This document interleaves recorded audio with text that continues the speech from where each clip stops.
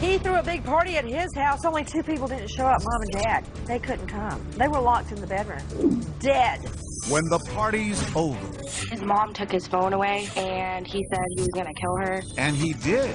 They threw a blowout party with his parents still in the house. My eyes popped up. This is real. Now his friend takes you inside the crime. He showed me blood splatter on the baseboard. I told him that I was getting the hell out of there. A tug of war over who's in charge. And his parents plan to stop him until he stopped them first. Killer party. Plus, I don't care if you're in the Wild West. I don't care if you're in the hood. There was no honor in shooting somebody in the back. a parent's nightmare. A good son experimenting with drinking, and then sneaking home and climbing through the window of the wrong house. Inside, a terrified neighbor with a gun. A look inside the investigation, and a heartbroken father retracing his son's last steps. I was absolutely outraged. When the party's over. Welcome to 2020 on ID. I'm John Quinones. The teenage years can be rough. Parents setting limits, kids pushing back, challenging authority. It often becomes a tug of war over who's in charge. But as you're about to see, when the stakes are raised and teenage defiance is mixed with a toxic cocktail of drugs and alcohol, the consequences can be deadly. First, a battle of wills that turn to rage. And as Ryan Smith first reported in 2014, 2 murders that would shock a sleepy community. Nestled on Florida's Treasure Coast, 40 miles north of West Palm Beach, sits Port St. Lucie, a city once designed for retirees, now teeming with working families. It's a maze of streets that all kind of wind together. There's the sense on these empty streets that something's amiss. Even the street signs aren't quite right. They didn't have time to spell all the street names correctly. Growing up here is a modest sort of happiness for any kid. But as novelist Nathaniel Rich learned, that gets old. Every teenager complained about how boring it was in Port St. Lucie. The only thing to do is drink and get high, have parties. And it's a party that happened here that no one will ever forget. Now you're looking live at the Port St. Lucie home where police say a 17-year-old boy killed his parents, a drug-addicted teenager who just wanted to party. He threw a big party at his house. Only 2 people didn't show up, Mom and Dad. They couldn't come. They were locked in the bedroom. Dead. The million-dollar question is why? Tyler, they say you murdered your parents. A 17-year-old killing his parents. An event that left a confused community looking to its teenagers for answers about high school senior Tyler Hadley. His parents were getting tired of him going out late and getting drunk. They got more strict. His mom took his phone away. And he said he hated him. Something like teenagers say. It's definitely something that really upset him. Everybody has like sick jokes, or you just thought it was like a sick joke. But what turns a teenager's sick joke into a sickening reality? We go inside the investigation into what made a Boy Scout turn into a teenager who did the unthinkable. Mike Mandel has known Tyler since they were both 8 years old. He lived just a block away. So you know his parents? Absolutely. What were they like? They seemed like great parents to me. You know, every time I come over, if his mom was making something to eat, she'd say, "Hey, Mike, you want some of this? You know, how's it going? How's your family going?" And how did Tyler feel about his parents? He loved them. This is Blake and Mary Jo, forever in our hearts. Blake and Mary Jo Hadley thought sunny Port St. Lucie was the perfect place to raise their 2 boys. Mary Jo, she was a school teacher, you know, a great school teacher. And she loved kids so much, she dedicated her life to her two boys she had. His family says Blake loved his job at a local power plant, but his passion was his sons, the baby, Tyler, and Ryan, 6 years older. What was Blake like with the boys? He had a ball with them. He loved them. And in the beginning, Tyler seemed to be a happy little boy, celebrating birthdays and holidays with his family. He was constantly hugging his mom. I mean, constantly. He was an affectionate kid. I just remember him always being a funny kid. He had a really quick sense of humor. Yeah. And you never know what would come out of his mouth. Yeah. In a good way? Sometimes. It was a quality that drew Mike to Tyler. Just walking around trying to find a friend and stumbled upon Tyler, and he slowly became my best friend. Over time, Tyler began opening up, sharing with Mike his secrets and his insecurities. He a lot of times bashed himself and Said he wasn't good enough. He just always thought someone was better than him. But what started as a kid's self-doubt turned into a teenager's anger. He started skipping school, hanging out with the wrong crowd, getting on drugs. You know, that's just things he was starting to do, was get in trouble. He was starting to steal. And they said, just hide your purse. They thought it was one of those teenage things. There were some neighbors who thought he was trouble. He once lit the forest preserve near his house on fire.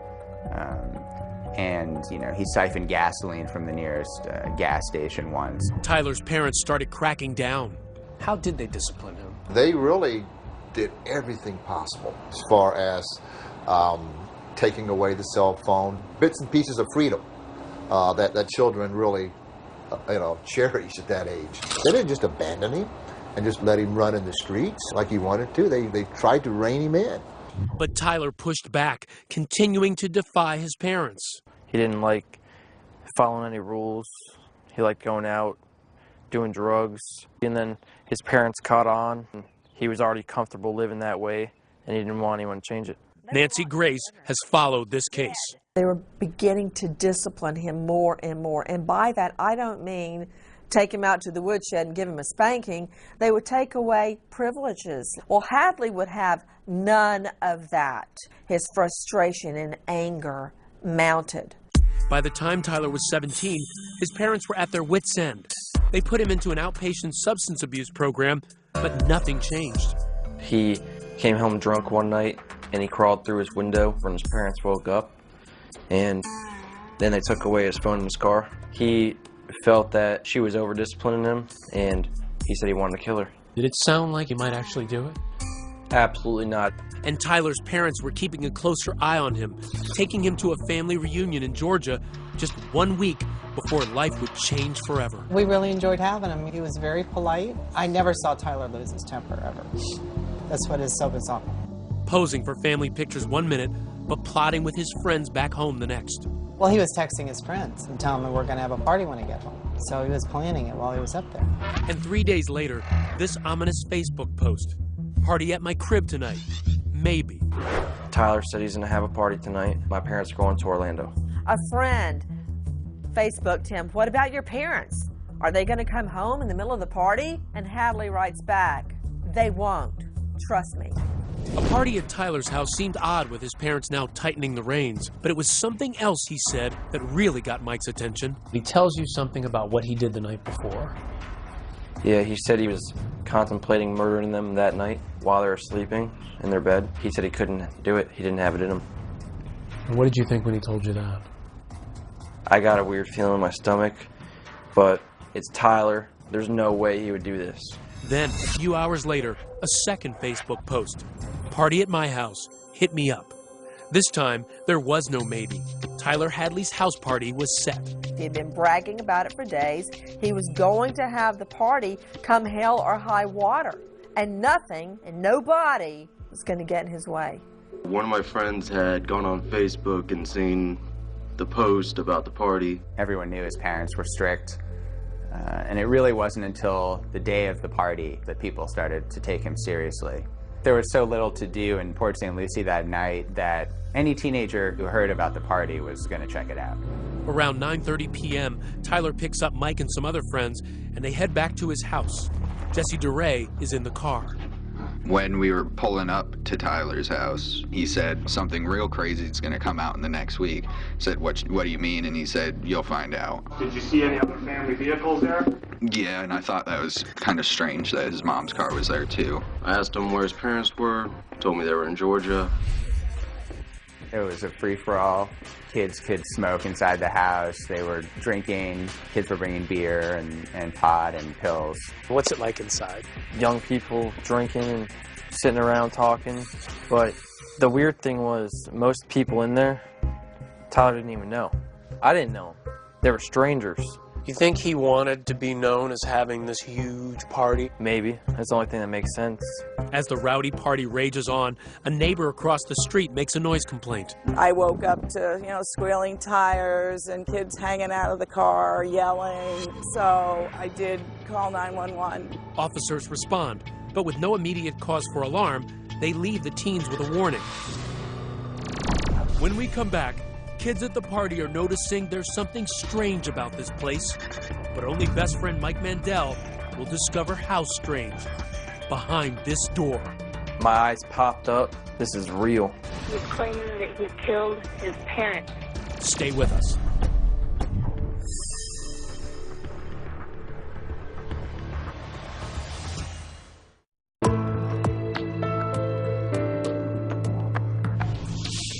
For months, 17-year-old Tyler Hadley's clashes with his parents had been escalating. So how is it possible they'd allow him to have a blowout party at their house on a Saturday night? As the party rages on, Tyler has a secret, and he's about to share the shocking details. Ryan Smith picks up the story. In Port St. Lucie, Florida, Tyler Hadley's house party is in full swing. 60 teenagers drinking and drugging with no parents in sight. Tyler's older brother, Ryan, away at college. One kid was walking around saying, "I smell dead people." Other kids had seen some signs of blood or what could have been blood. The house was a mess. It looked like it'd been ransacked. As the night wears down, Tyler is growing agitated. Do you recall him yelling at somebody trying to go back towards the back part of the house? Yes. I heard him just saying, "Get out of the hallway. I don't want anyone in the hallway."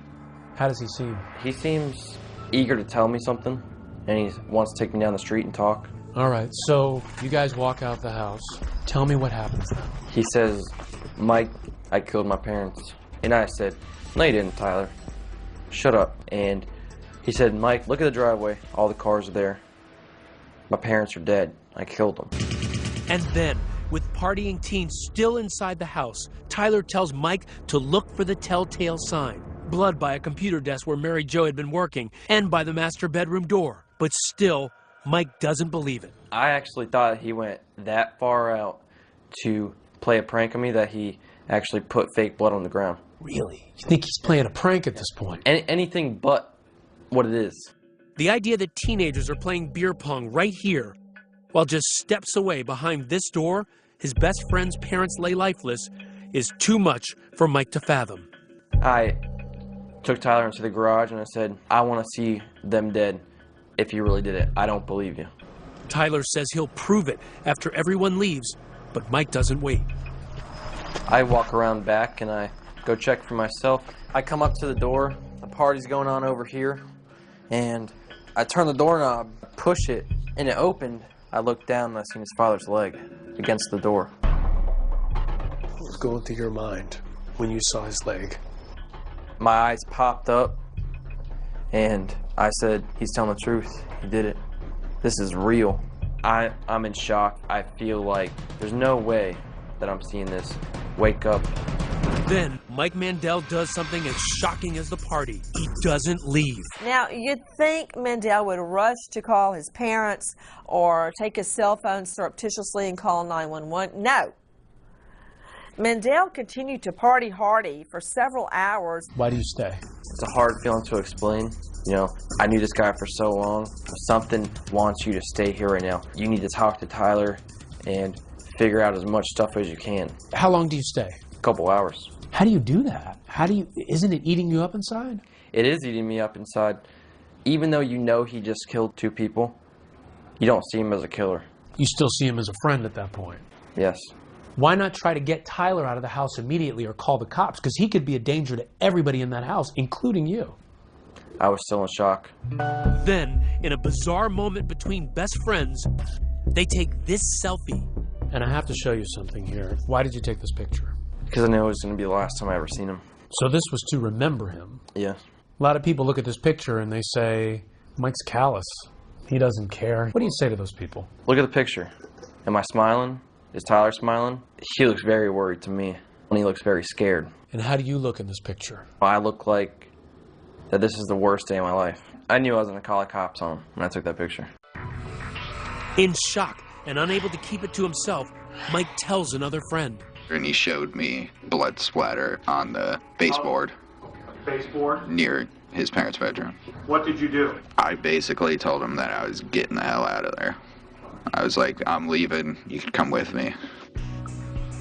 Mike is still reluctant to leave his best friend, but when he finally does, Tyler is quick to notice. Tyler calls me on my cell phone and he said, "Mike, where'd you go?"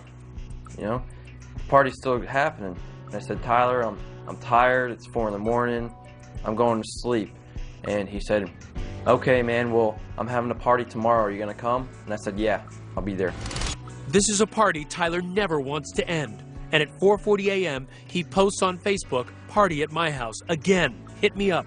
But Mike Mandel won't be there. And immediately after I hang up the phone, I call Crime Stoppers. He got a call from our call center, and he's claiming he killed his parents. I'm sorry, he did what to his parents? He's claiming that he killed his parents. What were you thinking as you're making that call? You know that what you're telling Crime Stoppers could send him to jail for the rest of his life. It wasn't a good feeling, but, you know, even though I was in shock and I didn't believe it, you know, I still knew that I had to do the right thing. And if I didn't call, I would live with that for the rest of my life. And the friend Mike told calls police too. He did something to his parents. Did he hurt them? Are they still alive? My understanding of it was that he killed them. Like, the bodies are supposed to be at his house. I don't think it's a joke. The kids I spoke to who were at the party were shocked that they had been at a murder scene, but they also thought it was pretty cool that they'd been at this famous party. There had been a homicide. A 17-year-old young man had killed his parents with a hammer. What was your first thought? First thought is, no, 17-year-olds don't kill their parents with hammers. When Detective Kristen Meyer arrives on the scene in the wee hours of the morning, remnants of the party are still apparent. We find beer bottles everywhere. They're all over the front yard. You come up, here's the door. The officers knock on the door. Knock on the door. Lights go out. So one officer gets cover and starts calling for backup. And this officer here, the door opens. And there stands Tyler. When we come back, she grabbed her head and said, "Why, Tyler, why?" It's the question everyone wants answered. Why did Tyler snap? Was it a threat, a final ultimatum from his parents that pushed Tyler too far? That's your motive for the murder. Stay with us.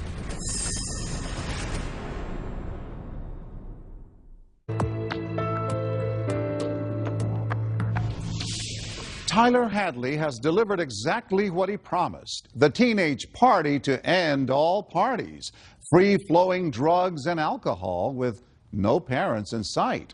But when morning breaks and the partiers have all gone home, Tyler is left with the chaos of empty beer bottles and the knowledge of something far worse hidden in the home he shared with his parents. Once again, Ryan Smith. At dawn, when police arrive at Tyler Hadley's house, the party is over.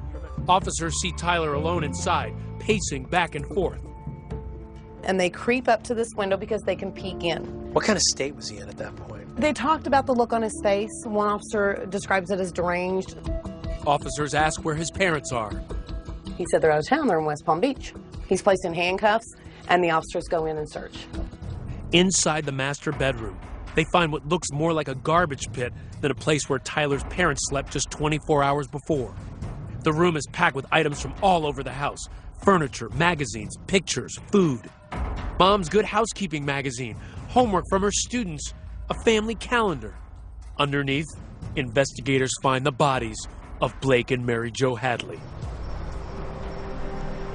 It's the darkest turn possible for a Saturday that began with ordinary errands for the Hadleys.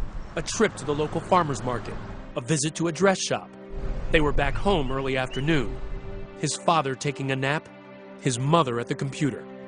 Tyler told his best friend Michael Mandel that to psych himself up, he listened to the Lil Boosie song, Feel Lucky. Got it on your mind, I want you to feel lucky. Then he grabbed a hammer. He said he stood behind his mother for 5 minutes while she was on the computer trying to figure out whether or not he should hit her or not, and then at some point he hit her. Mary Jo's screams woke his father. He rushed to the doorway and was stunned by what he saw. And he couldn't even move. And Tyler said he ran up to his father, hit him, and his father asked him why he's doing this, and he said, "Why the f not?" Tyler told him that he then dragged his parents' bodies to their bedroom, then spent hours cleaning up the blood, stripping the walls, leaving empty hooks where family photos once hung, adding them to the pile.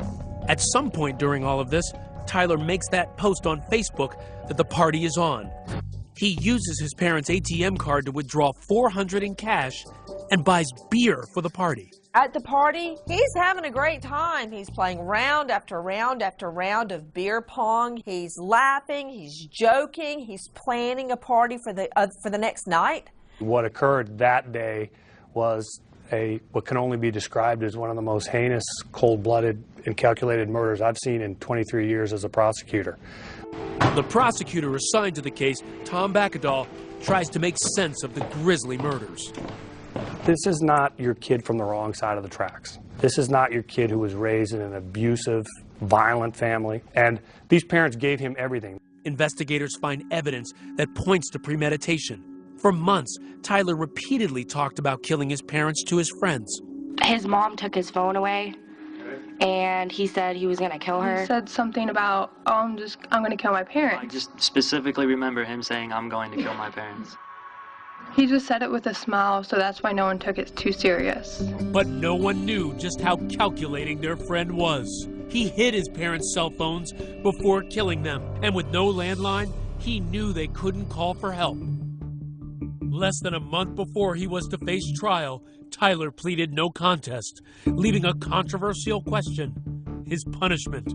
He could be protected by a 2012 Supreme Court decision, which ruled that for juveniles, a mandatory sentence of life without parole is unconstitutional. But prosecutors argue that with a crime so heinous, Tyler should never see the light of day. He has sentenced the whole family to life.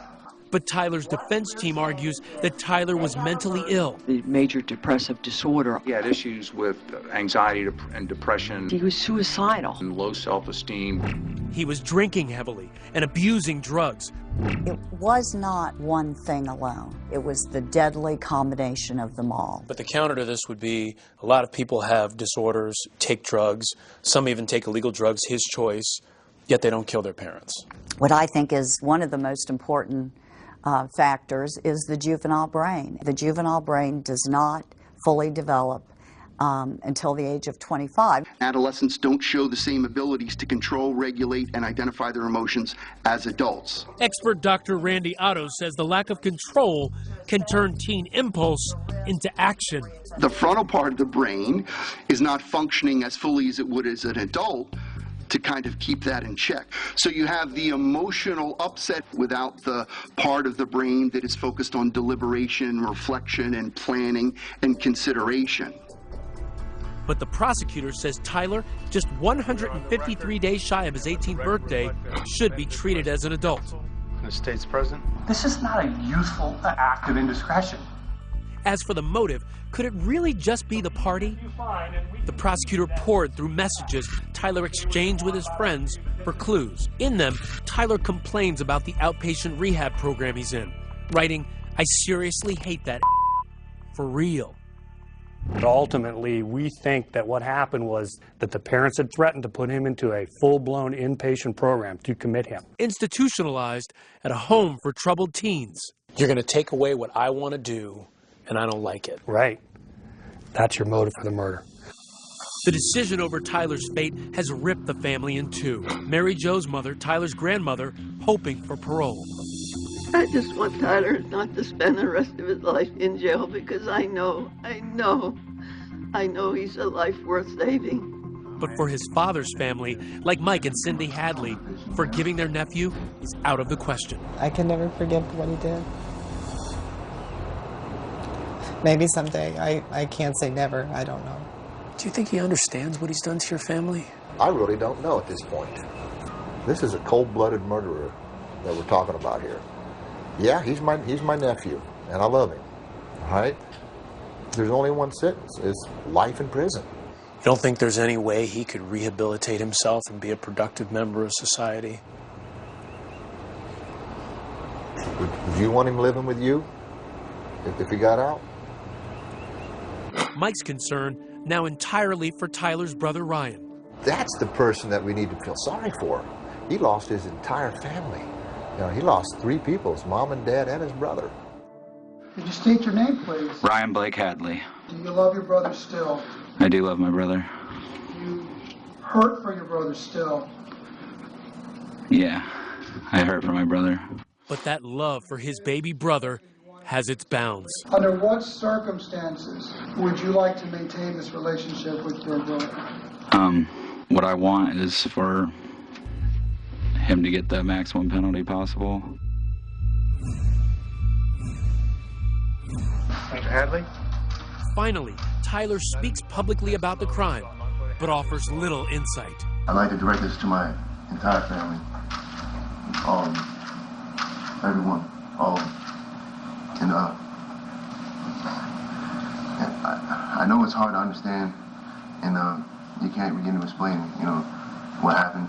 I just want everyone to know that I am truly sorry for the acts I committed. The judge was unmoved. It is hereby the judgment and sentence of the court. The defendant be sentenced to life without the possibility of parole. No one wants to see a youth behind bars, but in this case, he murdered both of his parents. A colder heart I've never seen. If he were here today, if you could speak to him directly right now, what would you say to him? Well, of course I'd ask the question, why? I might ask him, you miss your mom and dad? Didn't they mean anything to you? Was it worth it? Are you happy now? I hope that party was worth it.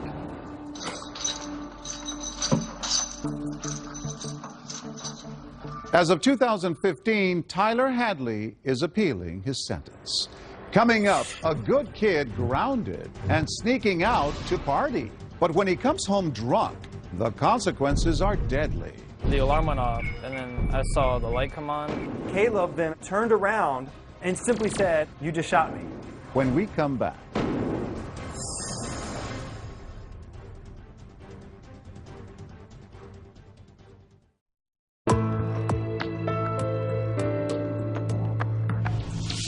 It's not unusual. A teenager sneaks out at night thinking his parents won't notice. A party, drinking alcohol, and he'll be back in bed before the rest of the house wakes up. But in the story you're about to see, that teenager never made it home. As Deborah Roberts first reported in 2014, only 2 people will ever know for sure what happened that night. And one of them is dead. It was late Saturday night. 16-year-old Caleb Gordley had a secret plan to sneak out of his house to go to a party with some friends. A popular 3-sport athlete at Parkview High School in Virginia, Caleb was also an aspiring rapper, seeing himself as the next Jay-Z. The days go fast, but the time moves slow. It's like I'm stuck in sand, but I can't ever let go. Hey. He was a self-proclaimed rapper going by the name of Prince George. Yo, Caleb, Prince George. I like the core was his music, was his lyrics. I have 85 songs that I've collected. Good kid, Sean? Great kid. He was very respectful, very polite. Partier? No. Like, he did not drink, and that's what makes that night even more peculiar, even more odd. We're walking to school. And out of character for Caleb. He's not much of a drinker, but he just, I guess, wanted to try for that night.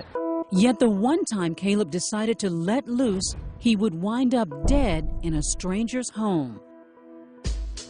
It all began with the typical teen punishment. He had been grounded because he went to the park on a Sunday afternoon after I told him to clean his room. I said, 1 week, you cannot go anywhere. You go to school, you go to practice, whatever, you're coming straight home. And he accepted. He doesn't talk back. He doesn't get up in my face. He said, all right, Dad. Yeah. By the end of the week, Caleb is itching to get out of the house. We really want to party, don't want to get nothing. Tweeting throughout the day, honestly, who's throwing a party tonight? I'm trying to have fun tonight, no lie. Caleb and sister Eden are living with their dad. Their parents, Sean and Janae, are divorced. Their firstborn was a natural ham. Caleb, here at 6, busting a move to NSYNC's Girlfriend. He just had that energy that really attracted a lot of people to him because he was so fun and good-hearted. He just loved laughing and joking. To give their kids a better life, the Gordleys left behind the tough, crime-ridden streets of Dayton, Ohio, for the tranquil suburbs of Sterling, Virginia, where Sean is a corporate IT manager.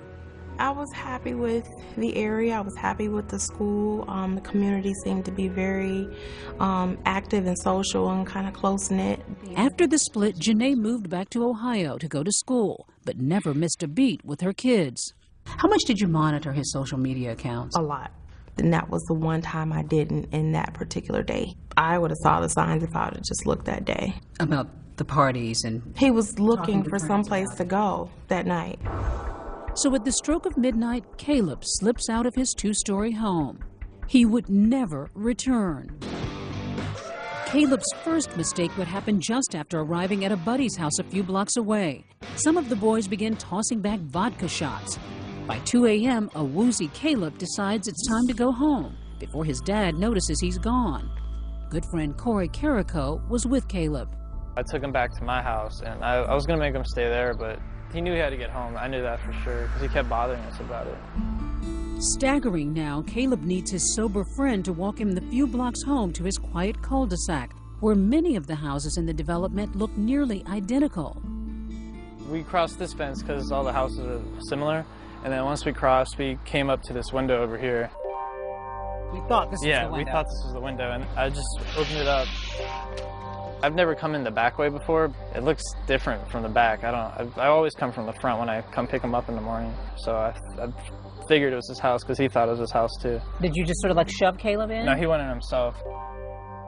The alarm went off, and then I saw the light come on, and then I heard yelling, which I thought it was Dad. So then I ran because I thought I was going to get in trouble. Turns out it's not Caleb's dad. In fact, it's not even Caleb's house. It's the neighbor's home 2 doors down. The startled homeowner grabs his .40 caliber pistol that he kept next to his bed, thinking a burglar has broken in at 2:30 in the morning. In the chilling moments that follow, gunshots. How many times was Caleb actually physically shot? Once. Out of 4 shots, he was hit once. A developing story now out of Sterling. Loudoun County Sheriff's deputies responded to a burglary with shots fired on... The next morning, news of a shooting quickly spreads through the neighborhood. At Caleb's home, there's panic. His sister Eden realizes her brother isn't in his bed. My friend's mother called her and told her that someone 2 doors away from us had gotten shot. She said somebody was trying to break in. I told my dad, and he was like, I woke up this morning, Caleb's not home. I don't know where he is. I ran over to the neighbor's house, knocked on the door, and didn't find out any information. I ran back in the house, called 911. What's going through your mind at this moment? I know my son's dead. I know he's dead. Corey dropped Caleb off at my house at 2:30 in the morning, and there was a shooting in my neighborhood at 2:30, and I can't find my son. I knew it instantly. His 16-year-old son shot dead. I could barely talk. And I was so lost, and I couldn't fathom surviving this. I didn't know. I was like, well, there's no going beyond this. Eden and Sean break the unbearable news to Janae in Ohio. Overcome with grief, she heads to Virginia. I wept in the airport. I wept on a plane in front of strangers, and it didn't even matter. You lost your son.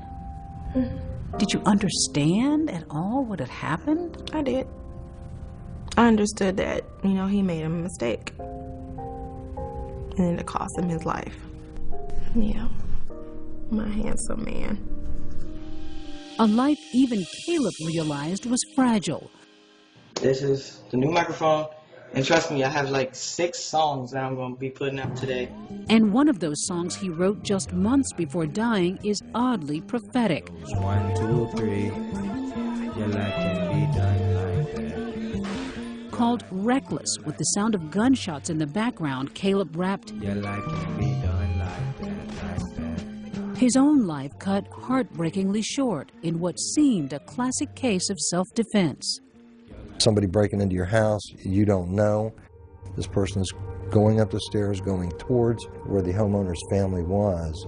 I guess he fell in fear for their lives. I mean, I put it on me at first.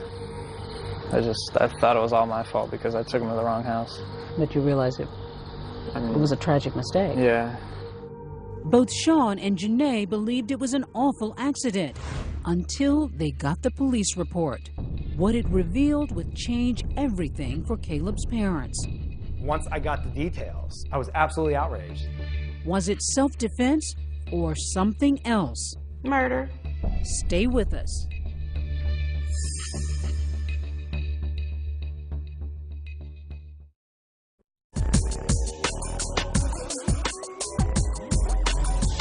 Yeah.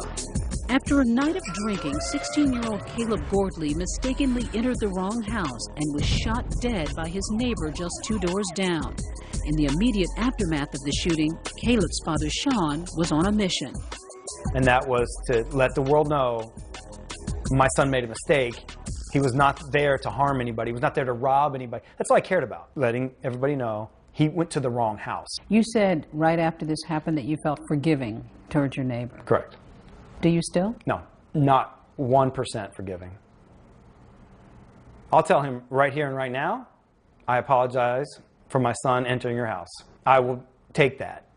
Beyond that, there was no forgiveness. Once I got the details, I was absolutely outraged. It was a horrible, horrible set of circumstances for the family, horrible set of circumstances for the shooter. But 5 months after their neighbor, seen here and identified by others in the neighborhood, shot and killed their teenage son, my son is gone. And nothing will bring him back. Sean and Janae are no longer conciliatory. It sounded like a mistaken identity. Someone thinks there's a burglar in their home and they're trying to defend themselves. At no point during the homeowner's count of the events did he ever describe Caleb in any way being aggressive, ill intent. He did not approach him. He did not come after him in a violent way. In fact, Corey Carrico says his friend Caleb was visibly impaired when he tried getting him home. Yeah, he was stumbling a lot. He fell down on the sidewalk a couple times. I mean, even though he had to be home, I probably should have just kept him at my house. Or waited a little bit longer. Sean is convinced that his son was confused, since his home has a nearly identical floor plan to the neighbor's. From the vantage point upstairs, Sean showed us what he thinks happened, according to the police report. He was crawling into his window. Correct. Where do you think the homeowner saw him first? According to the police report, the homeowner came down this hall, immediately saw Caleb in the kitchen area. He saw his face, he did not recognize him, and he yelled at him to get out of the house. He suspects his intoxicated son believed he was hearing his dad's angry voice. So Caleb would have continued on thinking he's going to his bedroom, you think? Yes, correct. But remember, the 6-foot-tall boy is in his neighbor's home and headed toward the bedrooms where his neighbor's fiancée and son are staying. The homeowner said he made eye contact with Caleb, and there was a dazed look on his face. So he knew he was on drugs, alcohol, whatever the case may be. And as he came up the steps, he said he saw no weapon. His neighbor then yells out and fires a warning shot, fearing the unknown intruder who's making his way upstairs near his family. Caleb then, according to a statement, turned around, didn't attack the person shooting at him, and simply said, according to the statement, "You just shot me." Then the end for Caleb, an ending Sean finds unconscionable.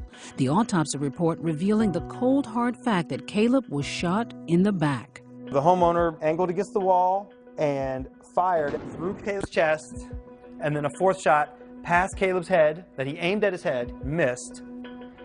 Caleb then took 2 more steps and fell face down on the floor, right in front of what he thought was his own bedroom. I don't care if you're in the Wild West. I don't care if you're in the hood. There was no honor in shooting somebody in the back. So why would the homeowner fire multiple times when this person didn't appear to have a weapon? It's 2:30 in the morning.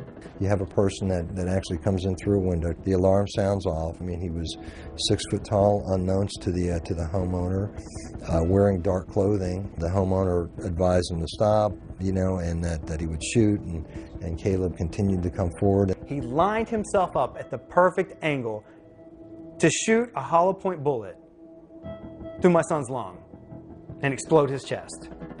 And then a fourth shot at his head for good measure. That's what he did. Do you see it as murder or accidental shooting? Murder. Murder? Mm-hmm. He shot him in the back. If you're really in fear of danger, of your life and your family's life, why would you allow a person that you that appeared to be dazed to you walk right past you and then you shoot him in the back? If Caleb would have crossed that street right there and got hit by a car, I would have nobody to blame but Caleb. I have somebody else to blame for my son's death. I just do. This kid is a kid of color, a black kid.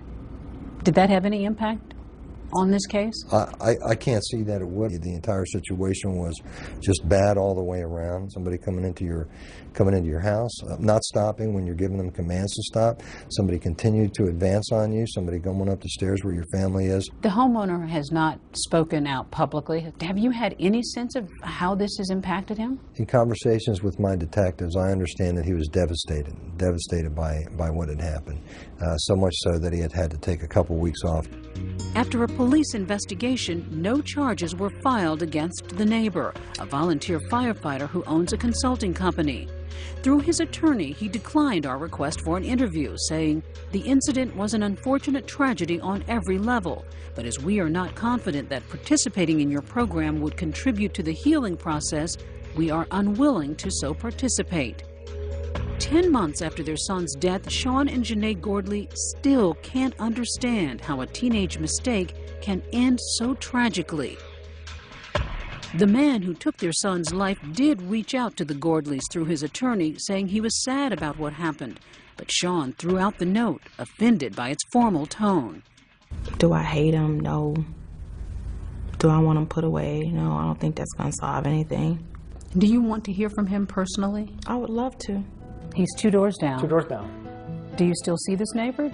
I never saw him before. I haven't seen him since. What's the lesson in all of this, Janae? We need to get out of our own bubbles. We don't get outside and shake our neighbors' hands or invite them over to dinner or just get to know them better. 2 doors down. 2 doors down, and you didn't recognize that that was your neighbor. Some people would have packed up and moved right away, but yet you've somehow managed to stay here. The first few months, there was no way I was leaving. I keep the door closed because it smells like him in here still after all these months. I smell him right now. On his blanket, on his pillow. We haven't washed anything. We haven't vacuumed. I come in here, sometimes I'll take a nap on his bed. And he awakens to a wall of emotional memories scrawled by Caleb's classmates who were shattered by their friend's sudden death. I don't know anybody who didn't like him for any reason. You just put a smile on your face. Absolutely great kid. This was his 16th birthday, so this is his last birthday. His son would be 17 now, a high school senior making college plans with his friend Corey. He's such a great friend. It's a shame if you never knew him. He was such a funny person. I truly believe that my son was a gift. Yeah, we got 16 and a half awesome years. I will hold on to that.